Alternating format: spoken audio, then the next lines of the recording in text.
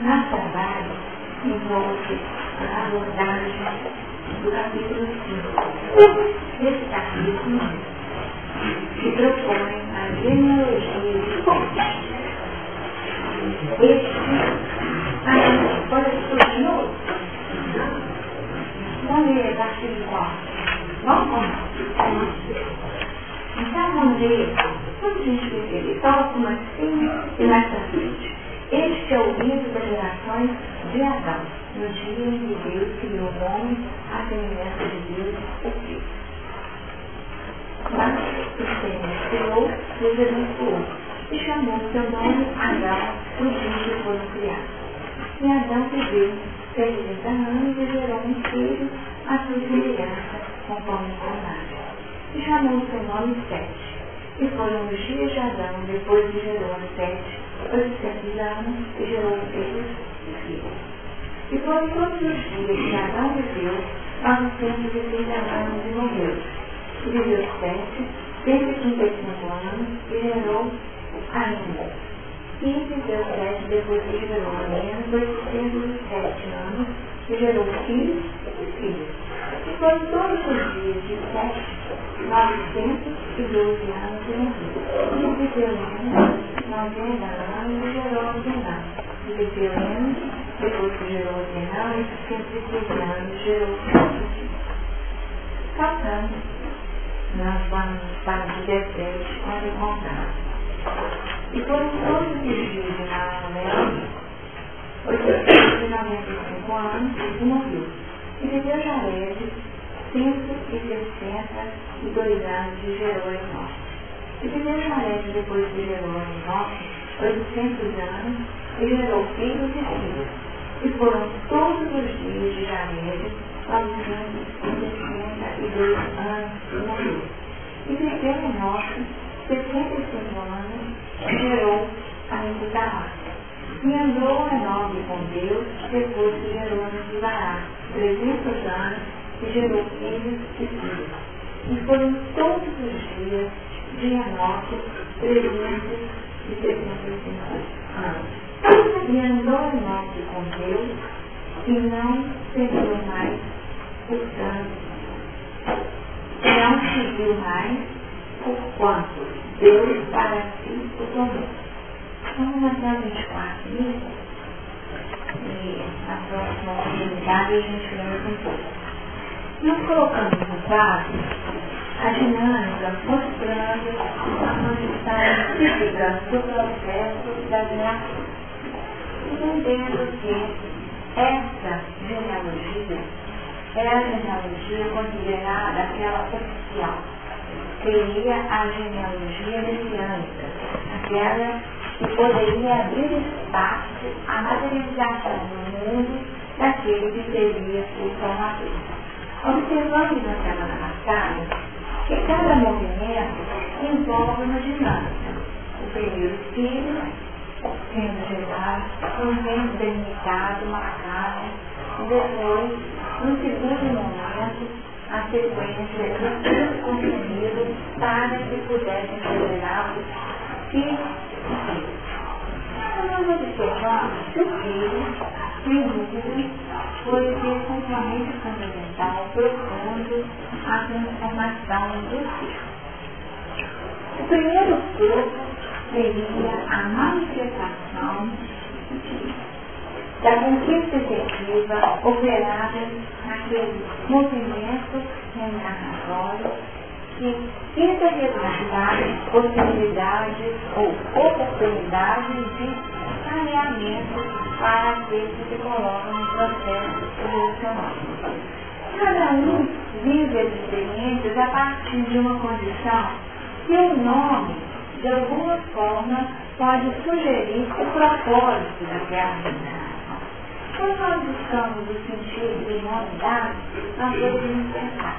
Adão fez vermelho, nós comentamos aqui quais seriam as possibilidades do entendimento dessa proposta adâmica na Terra, como uma nova linha, uma vertente renovada de encaminhamento, onde as ideias miscigenadas a partir já de uma iniciativa de valores daqueles que já conheciam uma série de propostas e experiências, porque não é um conhecimento apenas teórico, mas uma experimentação de um outro piso e que havia sido deslocado para a Terra com o sentido de semear a possibilidade nova.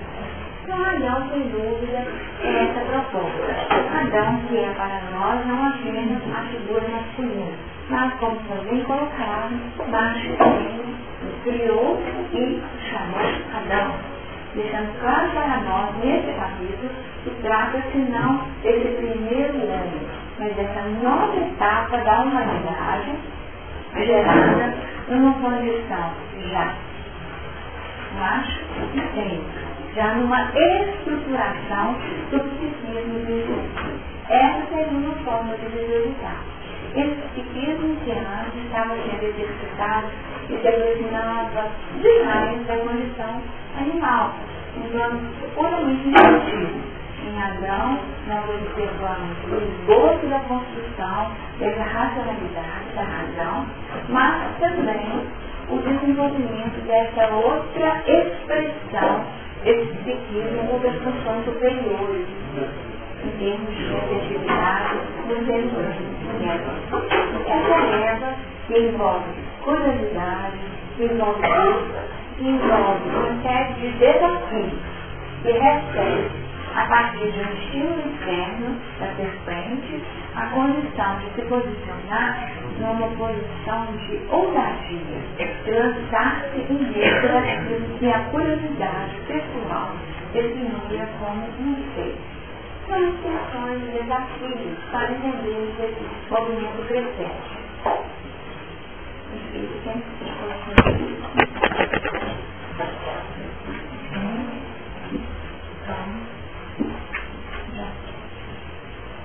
Sabe que nós possamos perceber como esse movimento acontece.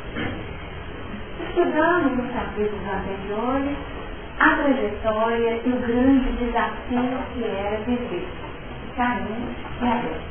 Caim no plano egocêntrico, Abel sendo fertilizado pelos estímulos superiores que profundam uma vida em comunhão com o Pai. Aquele que consegue agradar o Pai quando oferece o seu fruto. Só que Caim mata Abel. Nesse movimento, nós poderíamos dizer que encontraríamos a questão da queda. Essa queda do fruto. A queda em padrões de reciclagem. Quando nós reciclamos, como diz essa palavra, o reciclar a experiência como uma retomada no ciclo fechado. Todas as posições que nos remetem a uma retomada de padrão poderia ser essa reciclagem. Toda vez que nós reciclamos em determinada experiência, é como se aí nós estivéssemos de novo na Santa. Nós notamos o abandono, que seria a descrição, em todas as experiências que existe uma proposta de mudança, que nós optamos por viver segundo os nossos próprios padrões anteriores. Essa dinâmica. 7 vem como uma condição da misericórdia para, vamos colocar, criar uma nova possibilidade em termos de oportunidade, que fecha o capítulo 4 com essa presença experienciada. 7 seria a retomada das condições propostas por Abel. Então, é a reencarnação de Abel? Não é isso, mas é no mínimo uma retomada daquilo que seria a proposta do agradar a Deus de Abel. Os frutos, e aí sim, seriam com uma condição especial. O nome 7, ele pode ser entendido como compensação, tá? E aqui nós entendemos que essa explicação, ela vem muito mais pela circunstância do que um sentido da origem etimológica da palavra, como se fosse uma forçação, né? Ajustando Porque, já que não tem Abel, vou te compensar pelo 7. Como se fosse a expressão da misericórdia, compensar. Mas nós encontramos outras acepções da palavra, que seria conceder e apontar. E nós pensamos no apontar como tendo um sentido mais diretivo, a nova direção. É um encaminhamento renovar. Tá? A partir daquilo que não seria do próprio Abel. E a conquista é uma conquista de humanidade. Como seria a proposta de humanidade?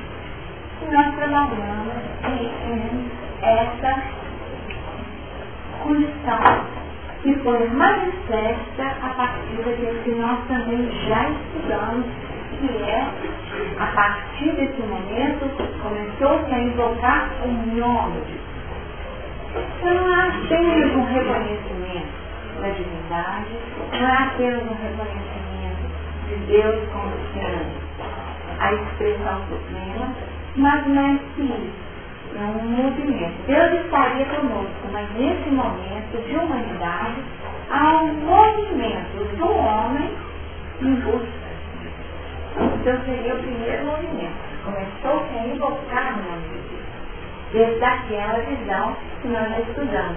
Se nós estamos falando da edificação do psiquismo humano, aí nós teríamos aquele especificamente já sendo direcionado para o alto.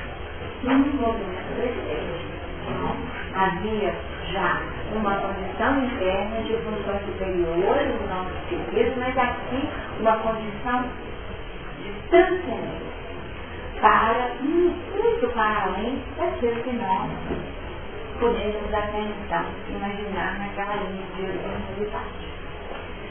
O movimento passa a ser um movimento de erros e acertos. E Kenan, o nome propõe possessão. Possessão. Esse nome, nós não temos muito. Então, Kenan, nenhum registro assim, diferenciado. Mas o nome sugere um nome.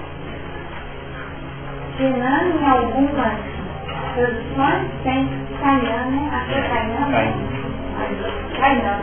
Então a gente observa, né, como se fosse toda a retomada dos nomes ali, né? Cainan, Kenan, possessão. A propósito. Então nós observamos como a evolução se dá a partir de alto e de baixo. Projeções, invocando o nome de Deus, mas se num momento nós acessamos os planos superiores, no outro momento nós caímos no mais profundo do nosso ser, às vezes está a reciclagem de propostas anteriores. Tá? Então nós observamos só na avaliação dos nomes. E isso se repete. Por quê? Depois de um movimento de descida, nós observamos em Mahalalel o quê? Louvor de Deus. Louvor de Deus como se fosse essa retomada do invocar o nome do Senhor. Pois não. A forma do nome dele está corrigida. De quê? Mas ele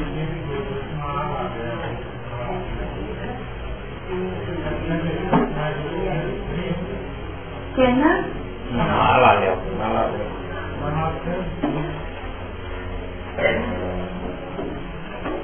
Eu não escrevi errado, gente? É, ali está. Mas está certinho aqui na Bíblia, né? Mahalalel, então, Deus. E viveu Kenan?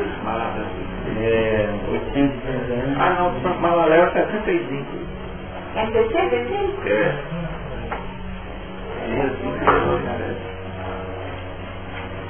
Quando ele está aqui. É 65? Depois vai dizer se tem mais algum, tá?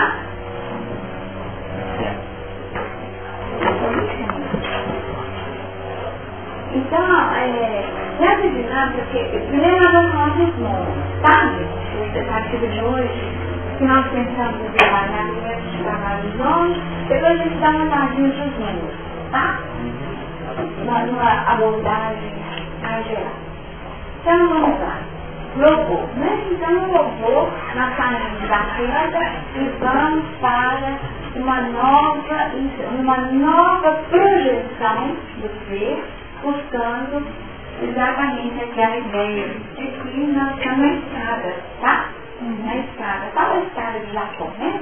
Essa estrada de Jacó que fala desse movimento descendente da condição humana. Mas fez 1, 2, 3, só. 1, 2, 3. 1, 2, 3, ou sobe 3, desce 2, do baixo, né? Então é esse movimento que nós estamos chamando de queda, que na verdade não seria um retrogradar, mas seria uma dinâmica natural do processo evolutivo, que aí nós entendemos a questão da espiral, tá certo? Então a espiral é isso, porque as nossas conquistas, elas não se dão de forma direta, as nossas passam pelos desafios do ensaio e esse. Nós vamos esses desafios exercitando, reciclar. E aí é o reciclar que nós estamos associando com a palavra queda. Então nós estamos usando a palavra reciclar como a condição do matar Abel. Então toda vez que Abel morreu, nós estamos reciclando algum padrão pessoal. Mas eles são paralelos, né? O bem e o mal sempre andam Com paralelos, certeza, né? com certeza. Uhum. Nós podemos dizer personagem, né? É. Personagem. Então, se a gente tem uma queda, se a gente logo estiver ligado com a outra, a gente já promove uma comparação. Eu falo, isso aí está tudo também dentro de nós. É, dentro de nós.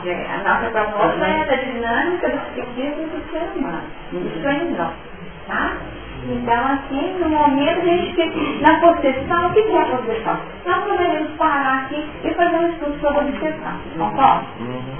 Poderíamos fazer um estudo sobre a obsessão. Então, se nós pensássemos assim, o que a doutrina espírita fala sobre a obsessão?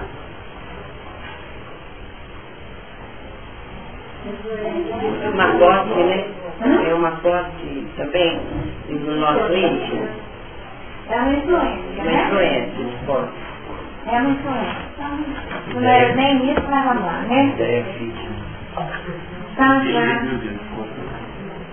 Exatamente. Então, vamos ver como é que está dando. 27. Gente, nós temos que trazer nossa cartilha mesmo, né? Que nem nós encontramos tudo, né?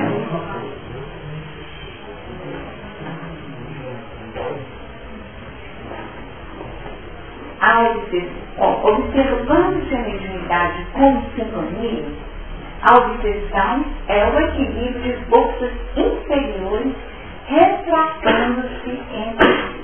Então, o equilíbrio de forças inferiores retratando entre si. Nós sabemos que existe um fenômeno de reflexão por simples, que demonstra aquilo que nós somos. E é a partir desse sistema de reflexão, de reposição daquilo que nós somos, que nós abrimos espaço para a conjugação dessas forças inferiores que chegam na lei de sintonia, definindo uma possibilidade de conexão. Então, se nós entendemos que é um equilíbrio, sempre quando nós falamos sobre mediunidade, nós recorremos à ideia da balança, né? Quando nós pensamos, né, nos pratos da balança, né? O que acontece? Se é um equilíbrio de forças, os pratos da balança, eles têm que estar desjugando oferta semelhante, não é? Pode ser 1 quilo de algodão ou 1 quilo de café, mas é 1 quilo, né? Então existe uma medida própria que define o teor de forças que está sendo afetado. E existe algo em comum, que é um tipo de força. Que tipo de força? Interior. Então, quando nós falamos de mediunidade, nós abrimos espaço à conjugação de ondas mentais, mas num plano diferenciado, porém, regiões, vão ter forças inferiores, medianas ou superiores. Mas quando nós falamos de um processo obsessivo, nós estamos falando daquele que existe de mais inferior. Então, o que há de inferior em nós abre espaço para uma condição de equilíbrio com as forças inferiores do outro, tá? Isso é possível. Então, é aquela história. O que eu estou oferecendo nesse processo?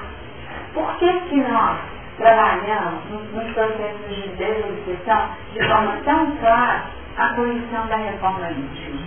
Porque não é só retirar a força interior que atua. Se eu só retiro a força inferior que está em combinação com o elemento que atua como um verdadeiro imã ou um foco atrativo, o que acontece?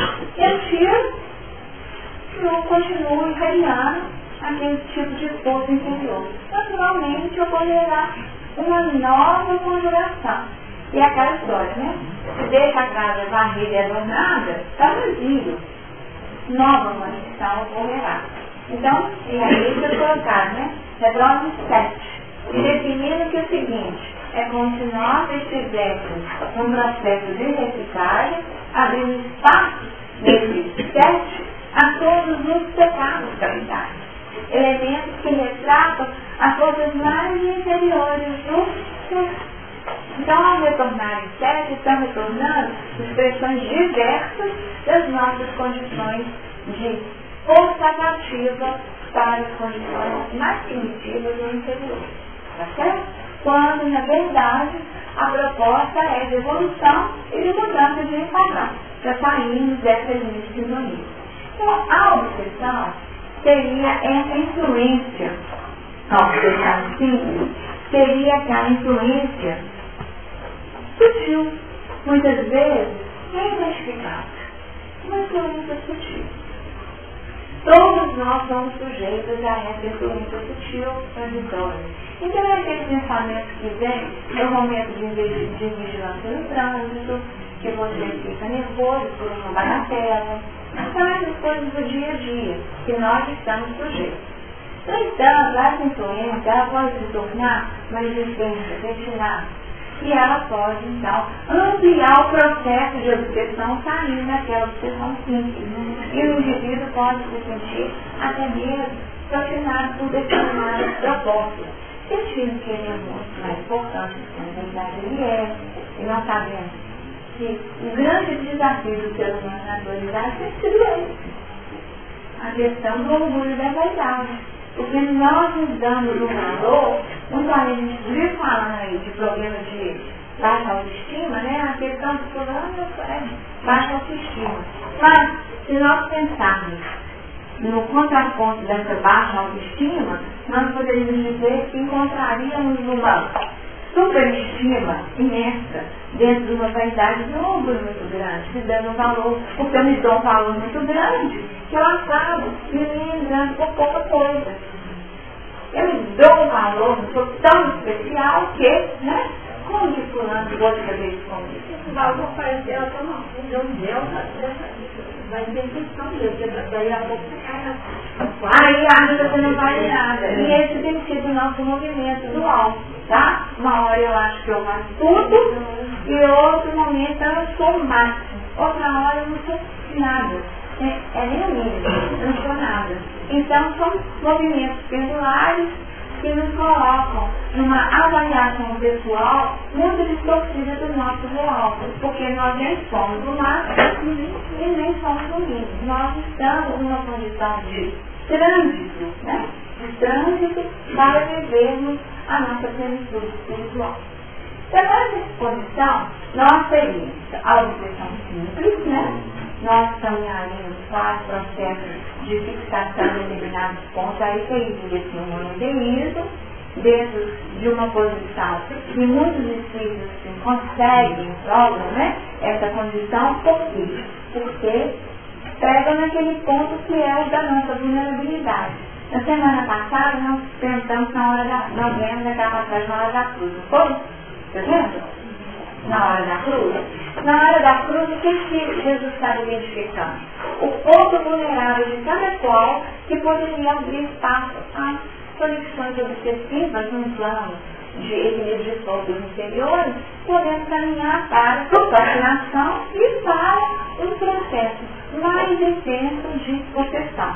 Na possessão ou subjugação, nós teríamos uma ação tão forte, tão continuada, que ocorreria um aniquilamento, entre aspas, tá? Um transformamento tão grande da vontade do indivíduo que ele cede à vontade do outro.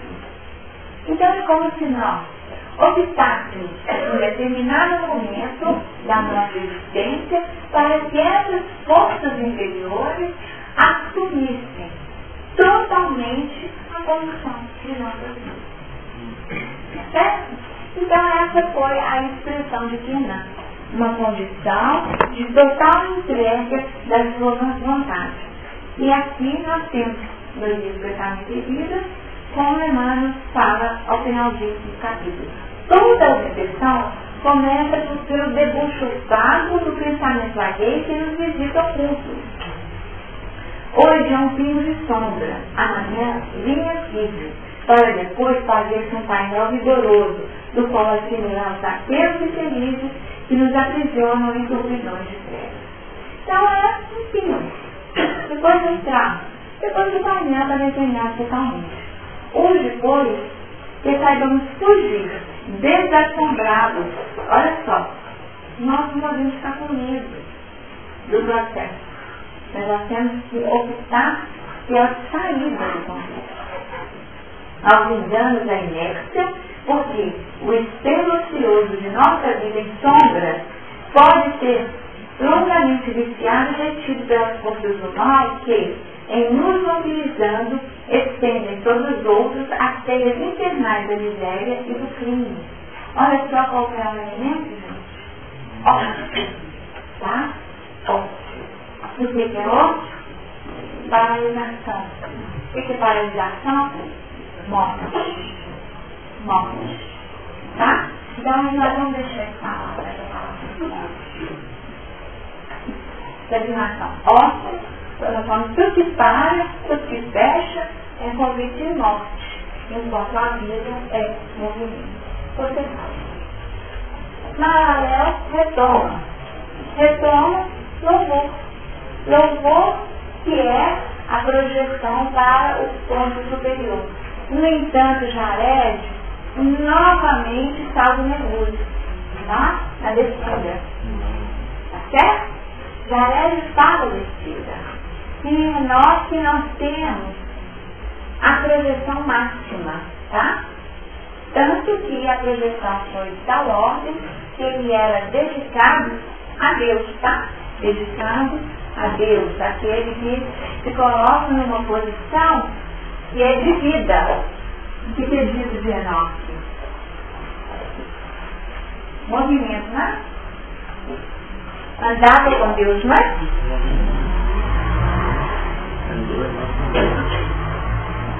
Do 22. E andou Enoque com Deus depois que gerou a Metuselah 300 anos e gerou filhos e filhas. Então nós temos aqui o propósito encarnatório naquele que é o primeiro filho. E é como se a partir desse primeiro filho, desse fruto que manifesta a nossa essência, nós teríamos condições de definir a nossa trajetória na construção de novos filhos e filhas. De nota ao sétimo, já é você. Oi? Já é você. De nota ao sétimo, você concretizou. Concretizou e fechou, né? E fechou. Poderíamos fechar no 3, poderíamos fechar no 5, nós poderíamos identificar vários fechamentos consumados na expressão de Enoque. Bom, em Metuselah, nós temos uma retomada do homem, tá? Esse homem que é o de mais longa vida, né? Esse homem, reconhecidamente, qual que é o outro? Não, Matusalém, né? Em algumas é escrito Matusalém, ou Metuselah, homens de Deus. Aqui nós teríamos a extensão maior de tempo, tá? Essa extensão maior de tempo. E aqui já não existe mais um movimento de descida, pelo observamento. Aí, como se descobrisse o caminho, não aconteceu morte, não precisou ter morte, há uma projeção e aí sim, um novo homem. Esse é o homem renovado, tá? O homem renovado, aqui tem renovação. Uma renovação. E a partir da renovação plena, longa, abre espaço para dizer, que é Planete, que é desceu outra vez, mas Lamete agora, esse caminho se manifesta já de uma forma muito mais consciente, de uma forma muito mais clara. Uma nova etapa, uma nova etapa. E ele se propõe, agora a partir desse fim todo, a uma vida totalmente renovada. Tá certo? É tanto que é em Lamete que nós observamos um fechamento total do ciclo, consolidado. Só a partir da renovação de Caim é que nós poderíamos dizer que nós realmente apropriamos aquilo que o degrau superior nos propõe. Se a gente for olhar os 800 anos que Adão viveu após a geração de Sete, ele chega até lá, né? Como? Quanto acontece? 800 anos, né? Aí você vai 7, 805, mais 90 e tal, os 800 vão dar para a personalidade de Adão chegar até conhecer lá mesmo. Exatamente. Então, como se fosse assim, olha, vão acontecendo situações, vão acontecendo movimentos, de tal forma que promovam a manifestação desses elementos que estão em nós. Porque é uma vida conjugada. E é poderoso, tá, gente? Poderoso. E é em Lamete que existe toda uma condição de desafio. Porque eles falam o seguinte, que teriam existido dois Lametes, né? Eles falam que teria existido esse Lamete, que é o Lamete profeta, tá? Ele é considerado profeta. Tá em um homem aqui, ó. O primeiro Lamete é da geração de Caim. Na geração de Caim, aquele Lamete que foi o pai da poligamia, né? De Ada e Zila. Lá atrás. O filho de Caim. Já mostrando que só numa linha ele não conseguiria trabalhar a elaboração da sua condição física. Ele precisou trabalhar a suavidade e a fragrância em Ada e a sombra em Zila. Ele assumiu essa dualidade em si mesmo para trabalhar a transformação. Mas ainda era uma personalidade presa aos interesses inferiores, ainda cultivados por Caim. O Lamete e Caim. Agora, esse novo Lamete, que tem as expressões de Caim já trabalhadas, seria um homem que conseguiu recompor o seu destino. Já vive uma recomposição e permite a vivência até de uma visualização de futuro, quando ele é visto como profeta. O que é dito de Lamete lá à frente, que nós não lemos, né?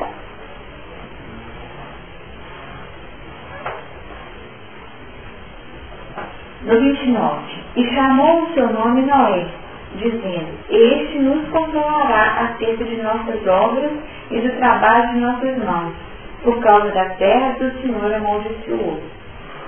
Então nós temos aqui uma visão de futuro. Oi? O trabalho de nossas mãos voltou mais caindo. Exatamente. Porque ele voltou, olha, aquilo lá de trás, que tinha sido amaldiçoado, não é que vai trazer o consolo. Tá? Então é por isso que ele é visto como alguém que tem essa capacidade de profetizar o futuro e projeta um futuro totalmente diferente fora dele. Qual sério que o senhor amaldiçoou? Não é que uma galera amaldiçoou outro, só amaldiçoou? Mas ele não amaldiçoou a terra, amaldiçoou Adão, Não, a terra. Lá a terra está amaldiçoada, tá? Tá assim, acha aí lá, se você quer lembrar. Então, existe aí essa condição, e ele propõe uma condição de repouso. Versículo 17 do capítulo 3. Então, deixa eu ler aqui para todo mundo ouvir. 3, 17. 17. Finalzinho do 17.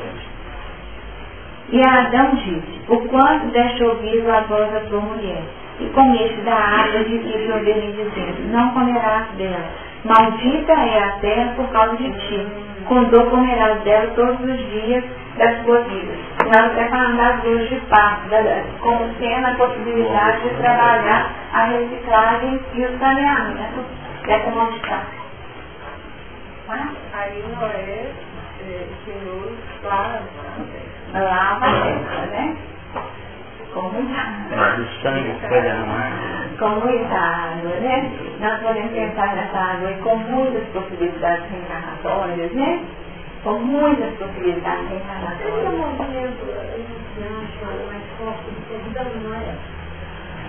Em Noé, nós temos a entrega total, né?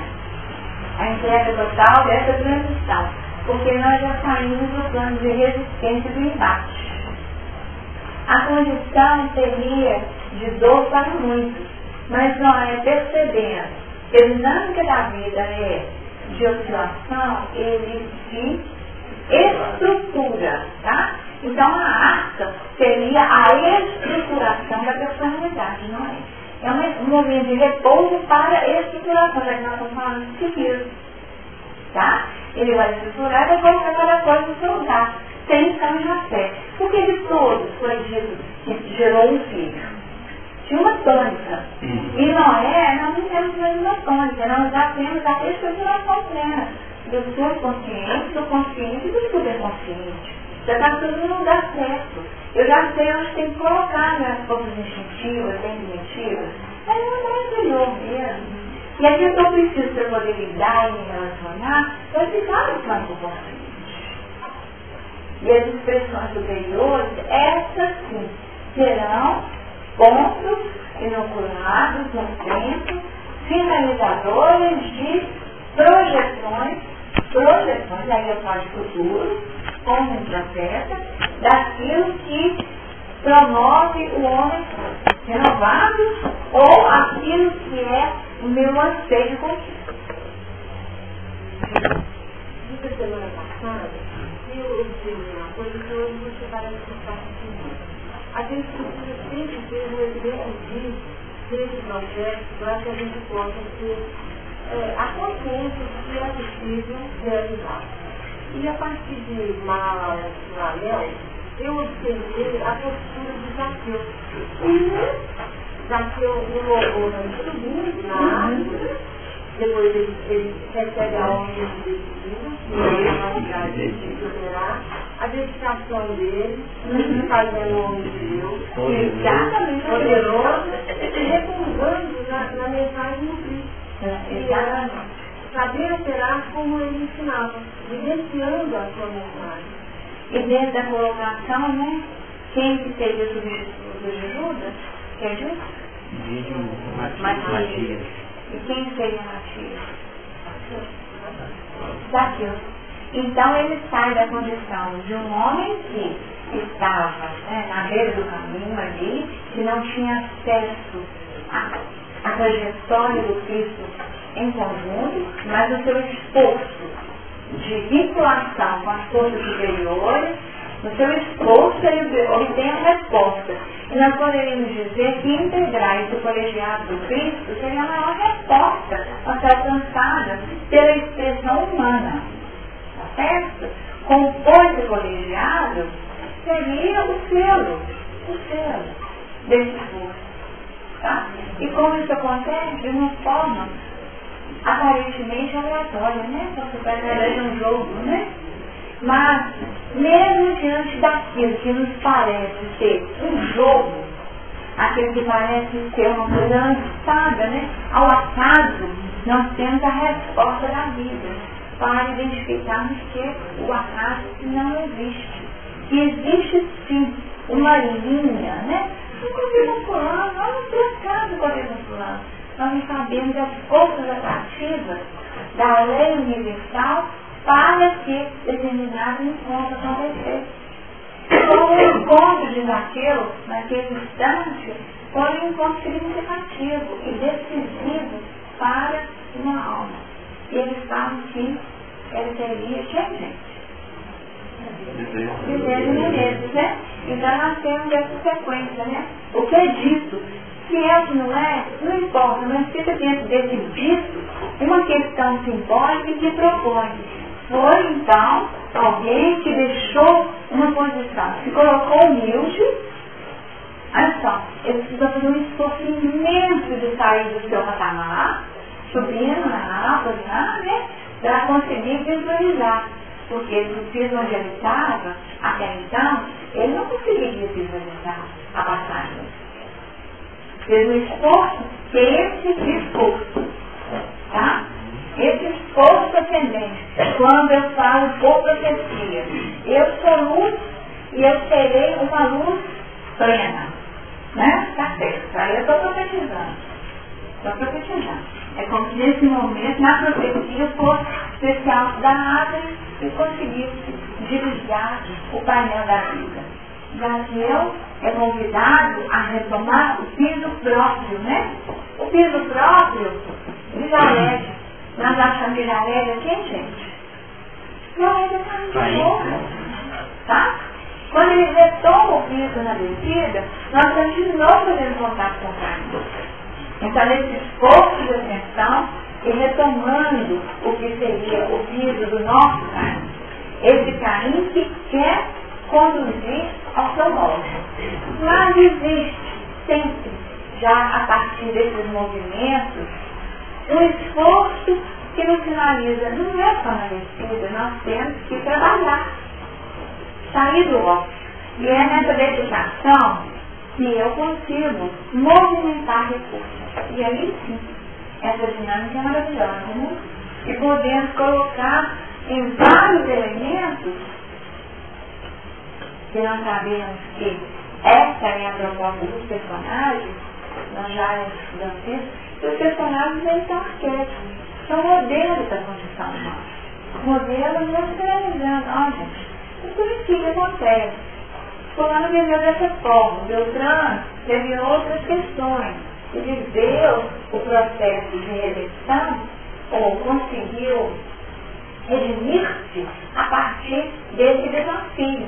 Contrário do desafio de Zaqueu, eles falam, mas Zaqueu viveu recursos materiais, tudo mais diversos. E nós observamos, né, na condição futura de Bezerra, uma riqueza de propósitos, mas uma escassez de recursos materiais na história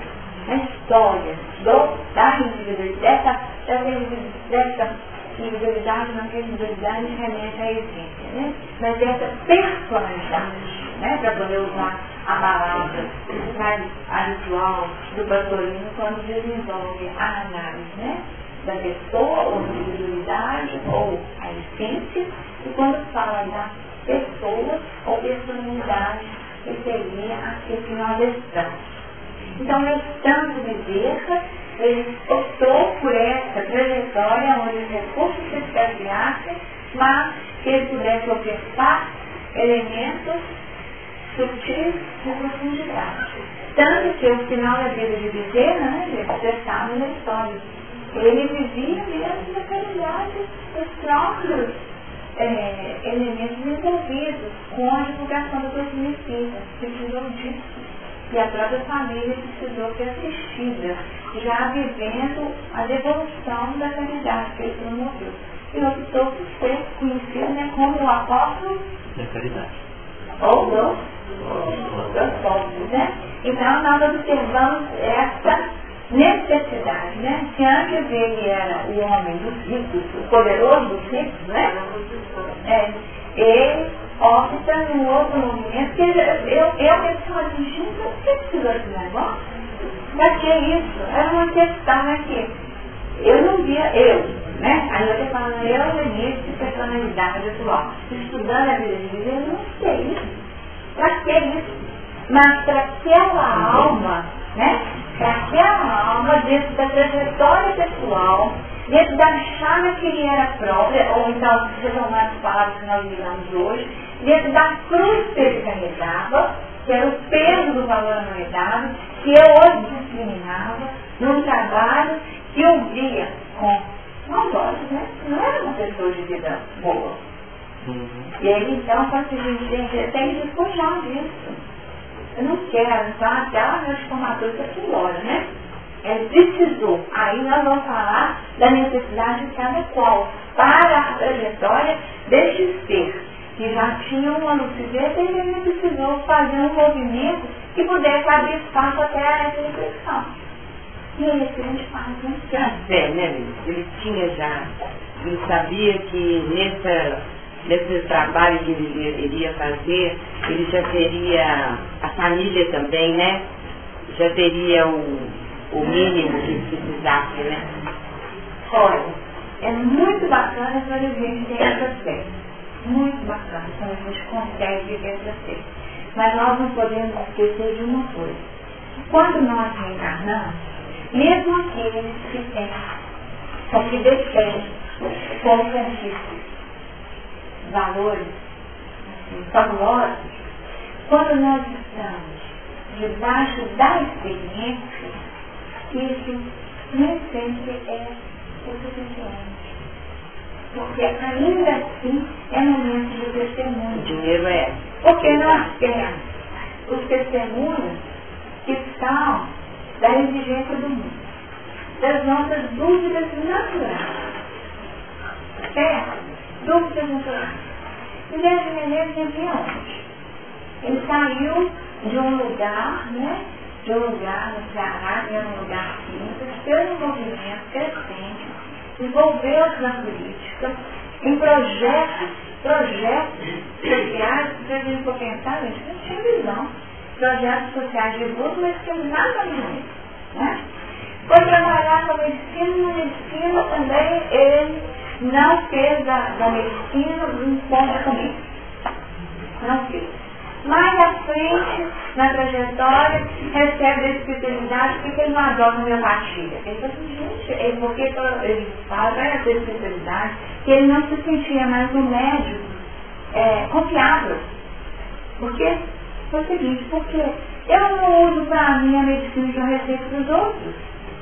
Eu adoto para mim dos espíritos que ele decidia a homeopatia através do receituário mediúnico. Então, aí você é um médico, como que eu vou trabalhar? Se eu não acredito mais. Se para mim eu tomo a medicação dos espíritos, como que eu vou trabalhar? Coerente, né? Dentro daquilo que é um propósito dele. Aí o que aconteceu?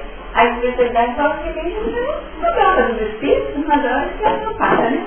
Falou com ele que ele está no você não está falando para poder fazer comércio com a receituário de não, é isso não. Estuda, habilita, e nós vamos te mandar clientes. Quando eu falo o seguinte, que posso, nós vamos te mandar estudantes de matemática. Retomando aquela história de quando ele estava sem dinheiro, não tinha recurso nenhum, e tinha que pagar lá o lugar onde ele morava, o aluguel, não tinha dinheiro nenhum, aí chega uma pessoa e fala com ele que ele dá aula de matemática. Por exemplo, a história, né? E aí ele fala, né, que dava aula, paga tudo lá, e ele não deu nenhuma aula, né? Então os recursos surgiram de acordo com a necessidade dele. Então a resposta da espiritualidade foi essa. Nós te enviaremos alunos de matemática, né? Então, quer dizer, a condição natural é de outra ordem. Você se habilita no trabalho, se prepara e a misericórdia responde promovendo. Então, nós falamos que Deus é o provedor, nós estamos falando disso, né? Dessa lei de abundância que ativa em nosso favor os recursos de que agradecemos. E ele dentro dessa posição, dessa lisura. Então, todo homem, né? Aqui é só para poder. Estou aproveitando aqui, né? Estou aproveitando aqui o que você trouxe, porque é muito bonito nós observar e através de quantas vidas, né? Porque nasceu, se nós pensarmos, ele teve um nome novo, ele teve uma vida nova, não foi? Porque nós às vezes comentamos, é uma vida dentro da própria vida. Ele saiu da condição de Zaqueu e viveu uma tia, né? Então, olha só, um homem de Deus ali, escolhido por Deus através de caminhos aparentemente ocasionais, mas como uma condição supernatural, para se fazer poderoso num outro momento, que é esse momento pleno de viver. E com alguém que fala, gente, adoro dizer, tá, gente? Tá? Deu para notar, né? Voltando um pouquinho, você falou que tem uma imposição de grupo. Por que não foi conseguido a oportunidade com o mesmo fruto Vamos mudar a palavra imposição? O senhor aceita? E vamos colocar a palavra lei divina? Ah, porque lei propõe ordem. Imposição seria uma condição do homem, muitas vezes, se impõe. Tá? E quando nós estudamos, nós observamos que Deus deu ao homem, após a criação, um primeiro presente. E foi a liberdade. Ele definiu, mas deu ao homem a liberdade de escolha. Quem deu a liberdade de escolha, aí nós saímos dessa conotação da imposição. E gerenciou essa liberdade com lei, que mantém a ordem universal. Então aqui nós temos um diferencial da vivência dessa ordem, que não é uma imposição, mas uma condição cuidadosa, tá? Então é diferente. Uma condição cuidadosa. Mas alguém ficou? Não? Eu estava pensando aqui, mas a gente pensa e depois vem outras imagens. Porque toda vez que sobe, que um pouco cai, e a gente sempre cai na mesma posição, o outro fica na dúvida se é na mesma posição, porque um cai na proteção, depois o outro vem na descida. Nesse sentido, de a gente cair nem sempre, mesmo que a gente caia, nunca cometendo o mesmo erro. Então, nós colocamos aqui, né, a proteção como sendo o clima, né, da nossa subjugação, aquilo que é externo em termos do mais denso das nossas forças inferiores. Porque nós não somos as forças inferiores, né? Nós não somos as forças inferiores.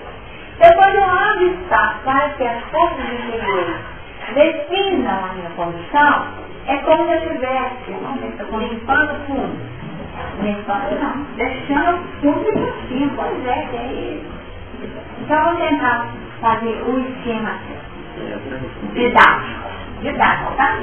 Só desenho você vê que a ideia fica assim, manifesta. Imaginemos o seguinte, imaginemos a nossa estrutura psíquica, tá? Então, imaginemos a nossa estrutura psíquica como sendo o consciente,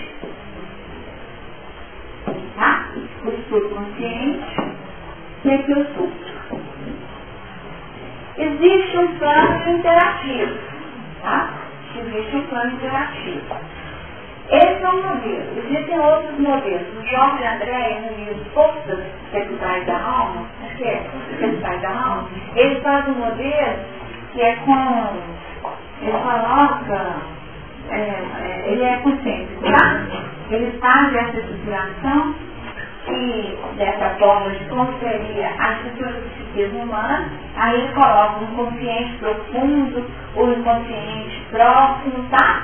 Ele dá os nomes, mas definindo condições. E deixa uns pontos de abertura, tá? Porque existe uma conexão, tá? Então, os pontos de possível drenagem. é através desses pontos de drenagem que vazam nossas tendências, a nossa impulsividade, tá? As forças mais profundas do fluxo.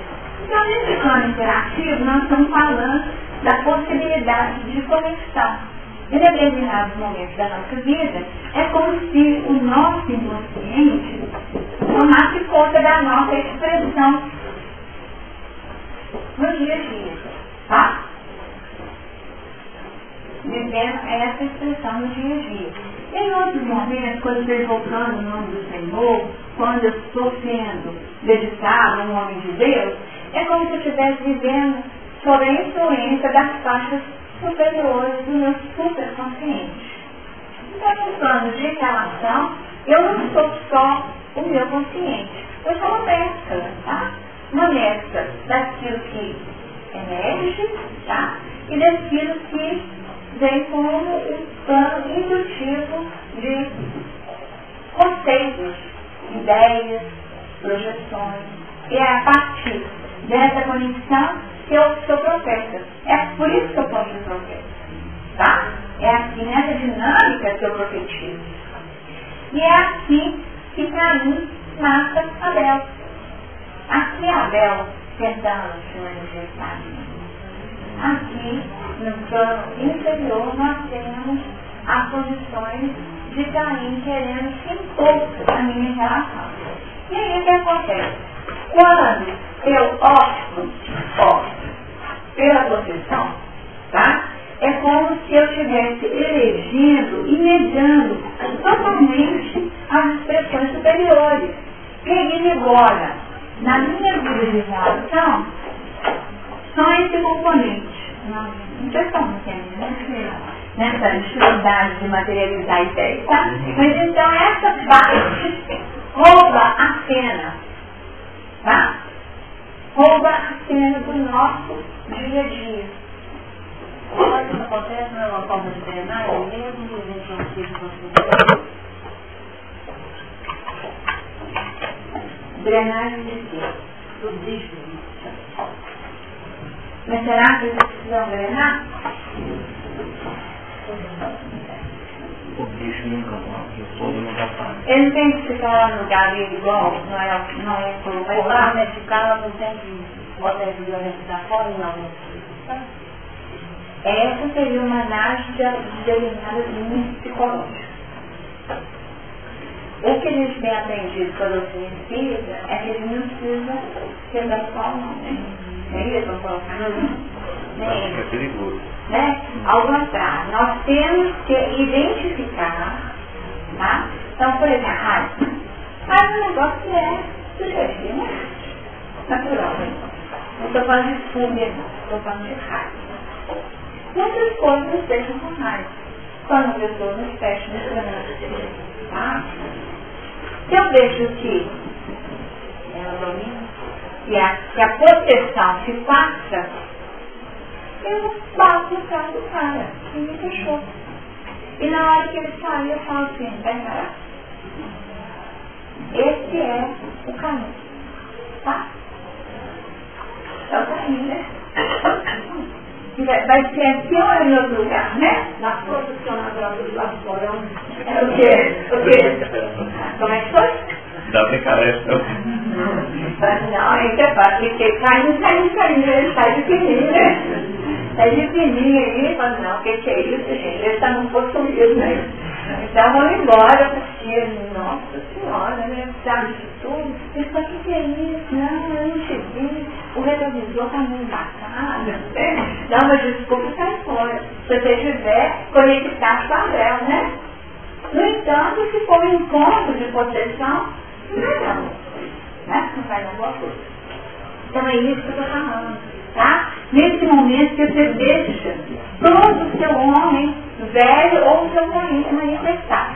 Em alguns momentos da vida, o que acontece, olha só, gente, e aqui nós podemos até lançar a mão de uma condição, drogas, tá? Tá? O álcool, por exemplo. Eles falam que o superconsciente, ele se dilui no álcool, tá? Então ele perde a função. Porque aqui o super é a lei, tá? É essa lei está aqui no super, definindo a ordem. Tá? Pegou mais medo? Então, se o super é a lei, que define para nós a condição de vida, e aí eu pego e eu uso drogas que tem um efeito psicoativo, tá? Então, o álcool, por exemplo. Não precisa nem sofisticar, não basta só o álcool, tá, gente? Só o álcool artificiente, que é droga lícita, então nós estamos falando da nossa vida de relação. O álcool é uma droga lícita, então aí você até oferece a sua casa, né? Tem um negócio todo bacana, e ainda escolhe uma coisa caprichada para oferecer. Então, nesse momento, o que acontece? Você abre mão, porque o superconsciente está diluído ali, e o que acontece? O súbito, ele vai subindo. Presta atenção, Aqui não está. Bem, gente. Então, o nosso subconsciente, ele faz assim. Ele vai subindo. E ele vai tomando conta da expressão do meu consciente. E aí, sim, rouba a cena. Então, é como se todos os animais do porão acendessem e se manifestassem. E negassem qualquer plano indutivo positivo da lei. Então, eu posso. Bate no carro, cara. E aí a árvore está justificada. O que você fez? Me deixou. Está plenamente justificado. Porque não existe qualquer projeção de comportamento diferenciado nesse louvor, no dedicado. Não tem nada disso, não. Tá? O que vale é esse plano aqui, ó. É o meu ponto, é a minha força de definição ainda superior. Então, aí fechou. Então, aí é isso que acontece quando nós estamos dentro da linha de ação do nosso inconsciente. Pois é, em mim predomina o super. Em Jesus predomina o super. Enquanto em mim não predominar o super, eu vou ter que cair nessa mesma posição e não vou falar, não. Que em mim predomina isso.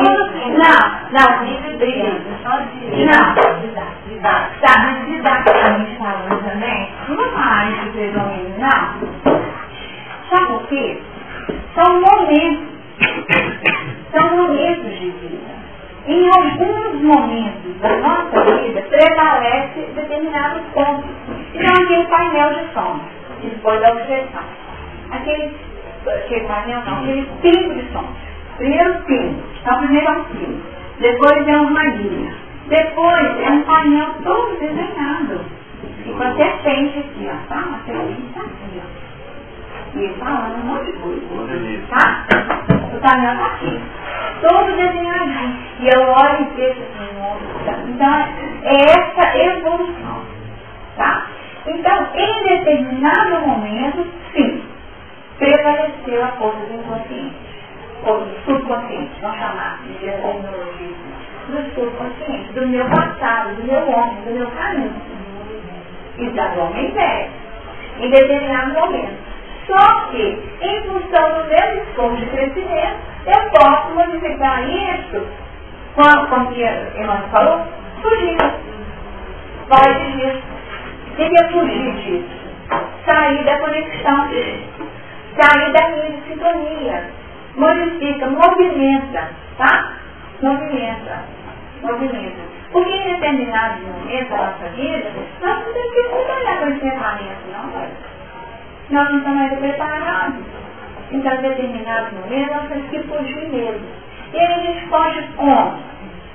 Ele diz pelo trabalho. Pode ser pelo trabalho? Pode ser através da reencarnação? Pode. Quantas vezes nós fugimos daquele painel através da reencarnação? Quantas vezes? Então, vamos ver o seguinte. Estou lembrando aqui do livro. Chama-se Ressurreição e Vida, do Tolstói. Esse livro tem uma passagem muito interessante, que são algumas histórias. Então tem uma história lá, que é na Sibéria, né, na Rússia lá, tal. Aí uma moça, ela era muito bonita, e ser bonita às vezes é muito complicado, né, gente? Ser bonita às vezes é complicado demais. Ela era muito bonita e gostava, e era muito jovial, muito envolvente, muito alegre, dançava muito bem. Então, não agradava sabe? Então, era um jeito de retirá-la do contexto. E mandaram ela consumir conosco porque tinha algumas coisas interessantes por ela, que não devia interessar.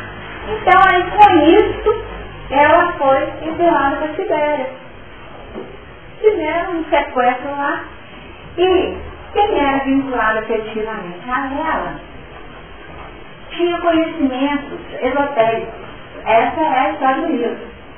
E começou com esse livro e já foi para lá, era aquele menino ingrato que era, que passava a história.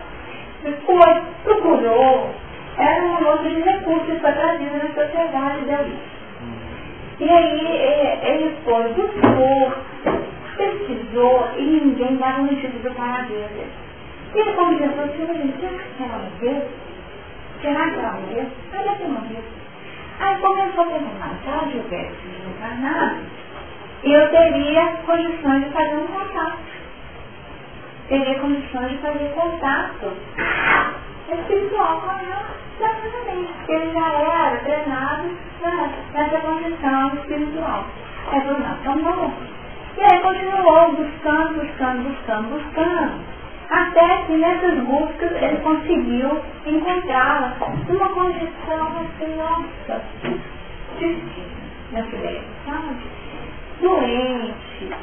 Doente física e espiritualmente, enlouquecida, sabe? Porque tinha passado por todas as dificuldades que vocês puderem imaginar.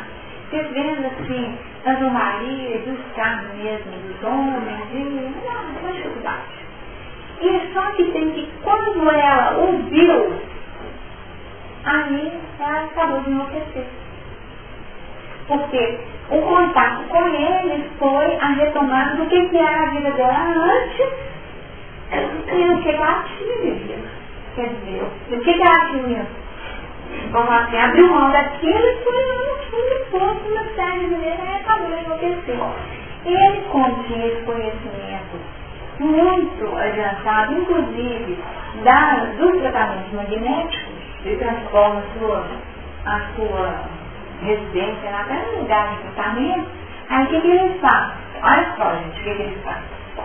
Ele promove um plano hipnótico, o tratamento que ele usa para tirar ela da loucura, na geração passada.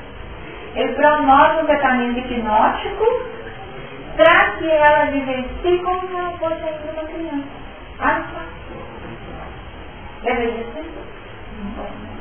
É linda essa história, né?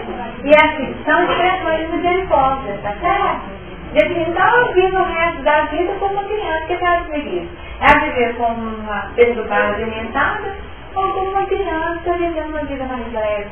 Então, dentro da própria reencarnação, o recurso da misericórdia foi esse.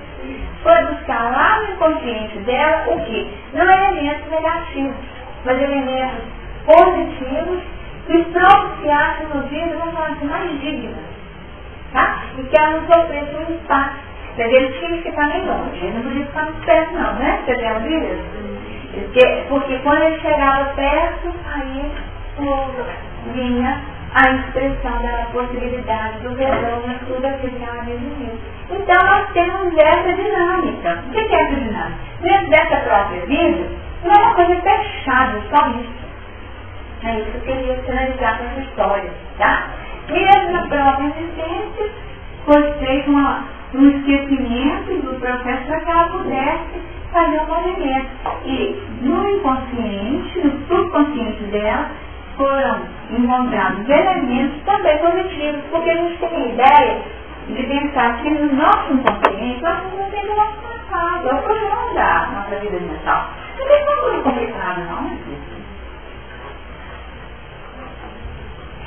No entanto, quando eclodem exatamente as esposas interiores, nessa, porque é como se fosse aquele ponto que vaza, né? Mais força. Então a raiva vem com muita força. Então como um surto mesmo. Mas aí não é para ser dessa forma, não. Nós precisamos trabalhar de forma, na verdade, aprender a conter. E aí o que significa essa contenção? Contenção não é negação, é diferente, né? Contenção é sustentar. sustentar a raiva. Até que ponto? O pessoal me disse ontem o seguinte, que foi sendo dito tudo aquilo que era contrário ao valor mais precioso dele. E foi sendo dito. E ele tentava se justificar e foi. E a raiva foi crescendo. Tá? E foi tomando conta. E na hora que ele viu que ele não ia dar mais conta, ele chutou a cabeça e saiu. O que poderia ter sido feito naquele momento? Nós não sabemos o alcance, porque foi de uma tal que precisou drenar no chute na cabeça. Então ele já viu que ele é capaz de isso muito mais. Porque ele segurou, mas o chute na cadeira não foi contido, não. Então, quer dizer, o negócio é mais forte que o original. Então eu já vi que o meu limite é um pouco menor. Meu limiar, né? Se eu detonar a resposta, o meu limiar é mais curto. Então aquilo que detona a resposta. Então, Caim está aí, mas tem Caim, tem Enó, tem Metuzela, tem tudo. A minha questão é exatamente isso. A gente vai descendo até que a gente aprenda a controlar. Foi nesse sentido que a gente nunca repete a mesma situação. Então, eu já fiz isso e não deu certo. Então, até que eu aprenda a me controlar, para se tornar esse homem dedicado menor. Ele repete muitas vezes. Tá? Porque existe uma força, que também é lei, que chama-se automatismo. E o desafio da evolução é vencer os automatismos. Aquela história, né, que o uso de cachimbo deixa a mão torta. É isso, automatismo. Não repete praticamente para as evoluções, né? Então nós repetimos. Tá? A tendência é repetir. Mas o nosso desafio é fazer diferente. Tá? Isso aí é perceber essa recepção de nós, que mudou, porque a gente sofre muito nas questões, que a gente não tem jeito mais de falar, eu não tive força, eu não sabia, não. Sabia e repetir. Então, acho que o movimento vagaroso é de nessas repetições, significa um pouco diferente. Não, cara, Deus de chutar uma pessoa, ele chutou a cabeça. Você já que está com vontade de chutar a cabeça? Não, é mesmo. Ele está com vontade de chutar o quê? Com certeza. Né? Com certeza. Dá vontade de chutar a pessoa. Ele já conseguiu chutar a cabeça. Aquele, é tipo assim, gente, né? O que é isso, né? Olha o seu caminho. Não, mas ele evoluiu. Ele Ele evoluiu. ia chutar outra coisa, ele chutou a cabeça. Chutou a Mas não cabeça. foi diferente a recepção. Pois é. Mas aí, e aí, não, mas ele chorou junto, tá? Ele chorou junto. Chutou a cadeira e saiu chorando. Eu não queria estar chutando. Porque o negócio vem com muita força. Pensamento também. Vem com muita força. Então é aquele negócio, ele não deu a segurar, mas ficou demais, né? Ficou demais. Ele não queria chutar a cadeira, não. Ele não queria ouvir o que ele estava ouvindo. Não, ele queria chutar outra coisa. Ele queria chutar a pessoa. Mas ele conseguiu chutar a cadeira. E saiu chorando. Porque, no fundo, ele queria, nem a cadeira da pessoa queria chutar depois que passou. Nem a cadeira não gostaria de chutar. A cadeira não deu conta. Gente, mas eu estou querendo dizer o seguinte. Porque a raiva ela não vai desaparecer, né? Ela não vai desaparecer, tá? Aquilo que nos maltrata, não trata mesmo. Vamos falar o seguinte, nós não estamos na faixa de ouvir uma carona e ficar tranquilo? Nós não estamos na faixa de fazer tudo por uma pessoa e receber como resposta de gratidão e ficar tudo numa boa? Então, coisas do dia a dia. É um mergulho, né, Ruth, de sua nós, né? Isso é do dia a dia, isso é do dia a dia. Você faz coisa de uma pessoa e a pessoa não reconhece nada, aí depois é que você ainda está na faixa de querer o retorno e eliminação, gente. Vai falar que nós estamos fazendo tudo assim, sabe? Em nome do amor incondicional? Não, ele ainda está na faixa. Jamais conhecerá, nós estamos ainda na fase da retribuição ainda. Nós precisamos ainda do reconhecimento. Quando a gente pergunta, ele fala o seguinte, ele fala assim, como é que foi o estudo? E aí? É tudo. O quê? O que foi o estudo? Porque como é que foi, gente? Nós estamos buscando um retorno. É um reconhecimento. De alguma forma, esse feedback, não, mas é para saber que ainda justifica, né? Queria ter que mudar na própria. É, sabe, poder ficar mais pedagogo, e no fundo nós estamos querendo evolução. Por outro lado, tem as conquistas que nós temos, que só nós sabemos, que é, a gente não sabe se ri, se chora, se pula de alegria de ter superado alguma coisa, só nós sabemos. Só nós sabemos, e isso para o outro não faz nada. E não faz nada. E quando você mostra um chiquinho de humanidade, você não é espírita? Tem mais essa. Quando você mostra a humanidade falível, né? Isso. Mas você não é espírita, quer dizer, em termos de conhecimento, eu conheço o termo espírita sim. Sou espírita sim, porque eu já sei onde eu quero chegar, mas eu estou no caminho. Então, essa consciência de que estamos no caminho, aí nos tira do ressentimento e responde, gente. Mas que imagina que eu seja um anjo, né? Que a gente responde assim, né? Falam muito, né, os mais próximos. E aí o que diz? Raiva, gente, é raiva. Tem os nomes para isso, ó? Que não sente? É raiva. Aí você dá uma resposta, ou então você vira e tá só suspira, né? Né? Respira a força do Senhor, deixa eu colocar água na boca aqui para ficar rendendo, né? Para não dar uma resposta, que a vontade é dar a resposta. Né? E respostas caprichadas, né, gente? Porque como nós temos conhecimento, nós sabemos a resposta pontual. Mata. Respostas pontuais, que é o que o senhor disse no início, que coloca o dedo na ferida do outro e mexe. Porque nós já temos um olhar mútuo. Nós sabemos identificar a fragilidade do outro. E com meia dúzia de palavras, a gente coloca o outro no lugar dele. Ele ainda fala assim, né? Vou colocar no lugar dele e dizer, o que é isso? Saber se sai de lá para poder mexer comigo. Não é assim? O que é isso? Tinha uns companheiros que diziam comigo que eu queria, não. Não, o móvel. O móvel é a raiva. A raiva que vai se manifestando, né? Se manifestando como machismo. Pode ser uma raiva que se manifesta na violência, no furor, ou pode ser nessa crueldade silenciosa, né? A causa da crueldade silenciosa. Ou então você não fala nada. Vou ficar onde? Vou ficar no meu lugar e não vou me misturar. O que é esse silêncio, gente?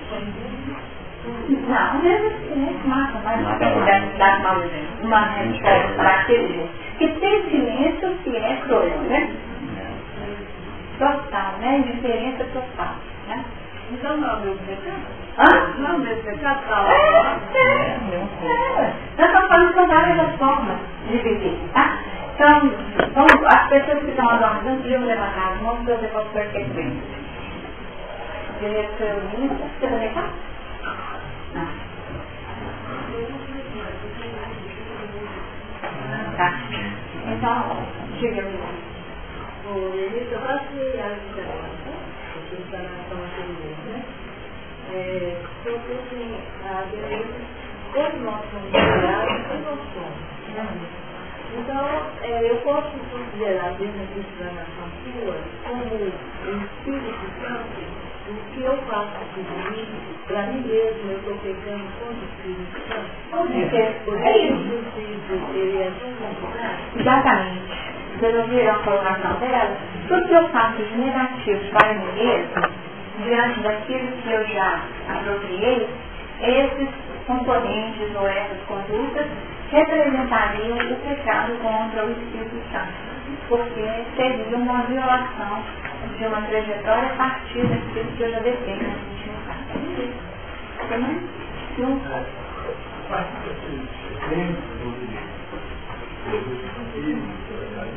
Ataque moral. Foi um ataque moral.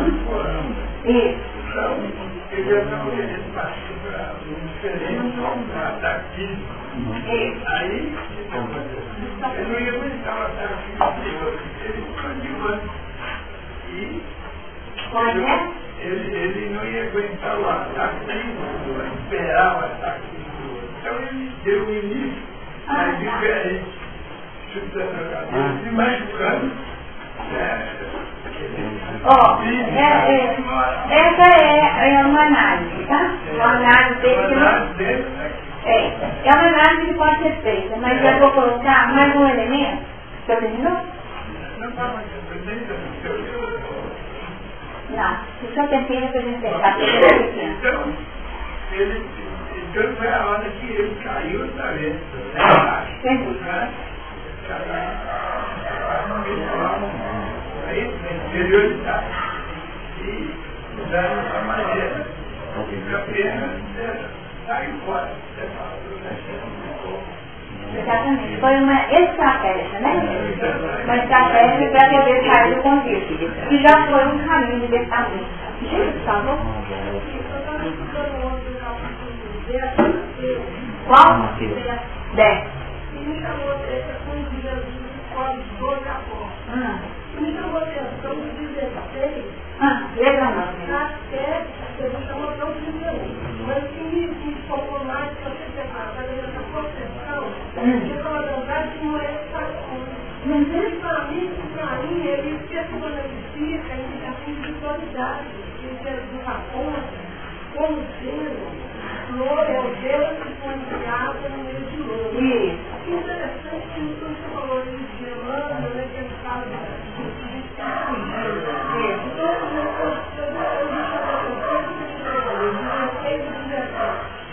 Tem que observar como ovelha, está no meio de louro, se esforçando prudente como a serpente, e simples como a pomba. E a cautelagem dos homens, porque você entregarão aos tribunais e nos aceitarão os trabalhos. Mas não precisa que pode, e depois eu acho que 23 fala assim, quando porém nos perseguirem numa cidade, fugir para outra. Em piedade fugir, senão acabareis de percorrer a cidade de Israel até que venha o filho do homem. Então você colocou essa questão do fugir aí, nessa situação que a gente, às vezes, consegue conter a nossa ira, e aí a gente cai na ira de Deus. Então eu acho que isso aqui. Então, vejam bem, vamos pegar esse finalzinho. Sem dúvida, muito boa a associação.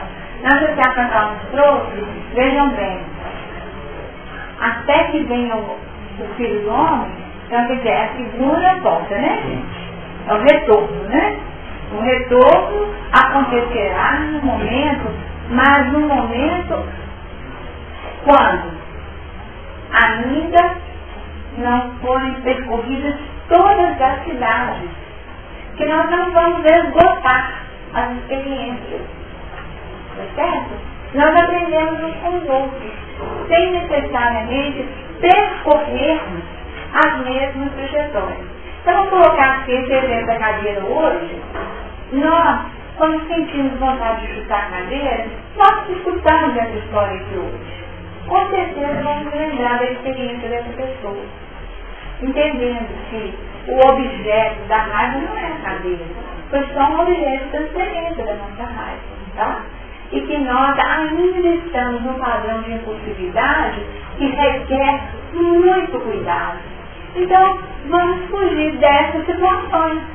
Então, fugir por monte é fugir dos nossos padrões inconscientes e sintonizar com as faixas superiores.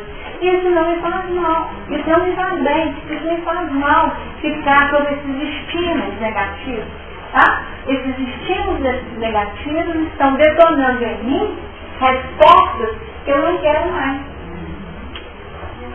E isso acontece, né, gente?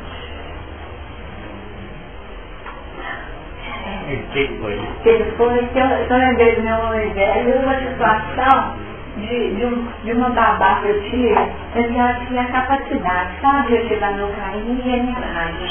Então, ela era assim, um desafio para mim.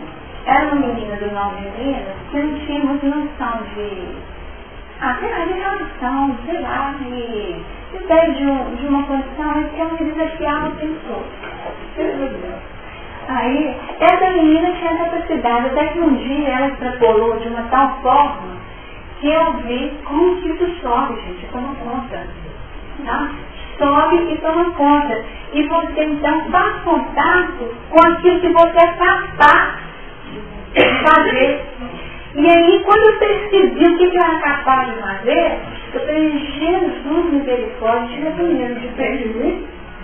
E eu lembro que na hora eu liguei e falei assim, leva ele embora agora, tá? Porque o que ela tá vendo, sabe, energia dentro de mim é algo que eu ainda não dou conta não, é muito feio, tá? Então eu fugi, tá? Então eu tenho que fugir do monte, porque não ia dar certo. Eu vi que não ia dar certo mesmo. Muito tempo antes. Ela foi. Foi. Até que agora no limite eu vi que eu ia chutar mais que a cabeça. Tá? Eu vi que eu ia chutar mais que a cabeça. Tá? Então é essa a história, tá, gente? Que nós estamos falando dos desafios e da necessidade de fugir. Porque é a questão do limite de cada qual. Os meus desafios aí, eu ainda não estou pronta para expor com isso. E aí a consciência do tamanho da minha raiva.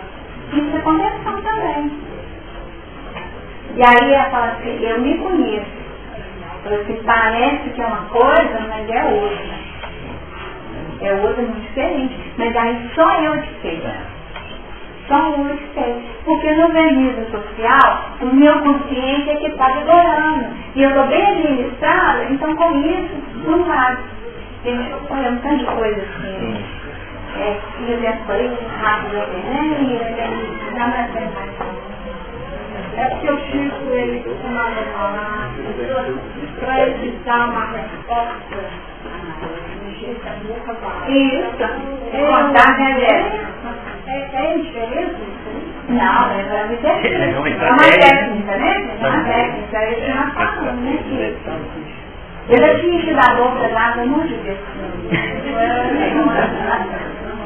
Já tinha. Já tinha. Então, a vida é assim, né? Um exercício continuando, né? E a gente perceber que existe esse padrão de humanidade e aceitarmos que nós temos limite. Apropriar qual é o nosso limite. Determinadas coisas, parece que até são de barata, né? Não dá conta de umas coisas, nem sente nada, né? Administra e outras a gente não dá conta, né? Só para entender, ó, isso aqui para mim está aqui. Semana que vem estamos nas férias, nós já vamos morar no combinado, né? Semana que vem então, nós vamos fazer aquela pausa, aí vamos pensar nessa escada giratória, no que é uma escada, pensarmos nessas 10 gerações que promovem um plano de repouso de construção renovada.